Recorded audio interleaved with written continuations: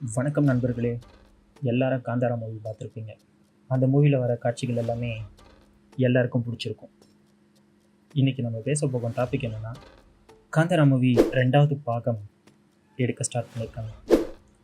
அது எடுத்ததுலேருந்து ரொம்ப அமானுஷமாகவும் அதிர்ச்சி அளிக்கிற விதமாகவும் நிறைய விஷயம் நடந்துட்டு. அது என்னன்னு சொல்கிறதுக்கு முன்னாடி வாங்க இன்டர்வியூக்குள்ளே போகலாம்.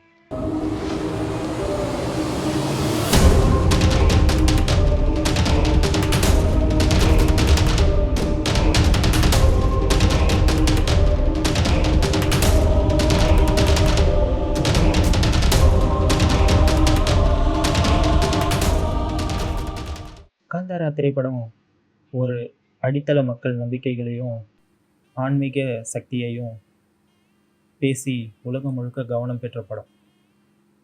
இந்த படத்தின் தொடர்புடைய சில நடிகர்கள் திடீர்னு உயிரிழந்துட்டு வராங்க. சம்பவங்கள் தொடர்ந்து நடந்து வருவதால் இது ஒரு சம்பவமா இல்லை சாபமா என்ற கேள்வி எல்லாருக்கும் இருந்துட்டு. முதல்ல கபில் என்ற ஒரு ஆக்டர் புதுசாக காந்தாராவில் நடிச்சிட்டு வர்றாரு. அவர் என்னென்னா, அவர் கேரளாவில் ஒரு சின்ன ஆற்றுக்கு குளிக்க போகிறாரு. ஆற்றுக்கு போனனாலே எல்லாருக்கும் தைரியம் வேணும். ஆனால் இவர் அந்த தைரியத்தோடு தான் போகிறாரு.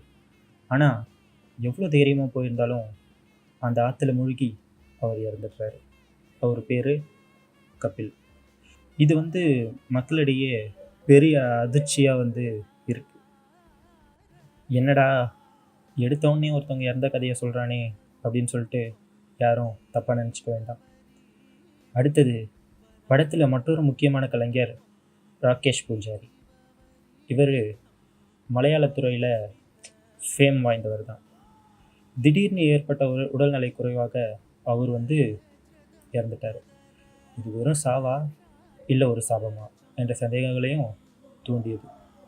இதே போல் இந்த படத்தில் நடித்த கொஞ்சம் பேரும் அப்புறம் ப்ரொடக்ஷன் சைடில் இருக்கிற உறுப்பினர்களும் அவங்களுக்கும் இந்த மாதிரி விபத்துக்கள் எல்லாமே நடந்திருக்கு.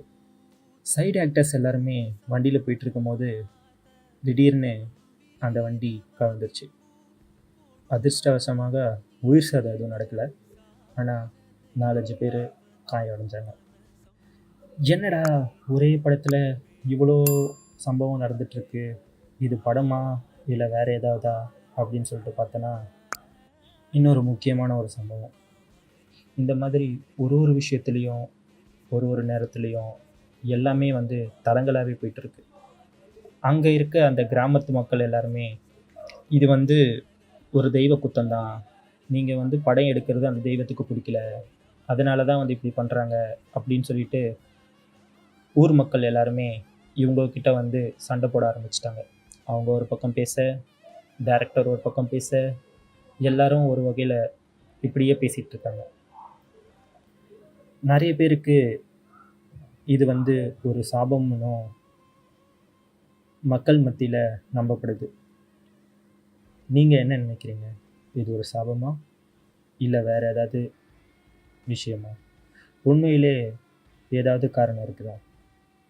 கீழே கமெண்ட் பாக்ஸில் உங்கள் கருத்துக்களை பதிவு செய்யுங்க. பொறுத்திருந்து பார்ப்போம் அப்புறம் என்ன நடக்குது.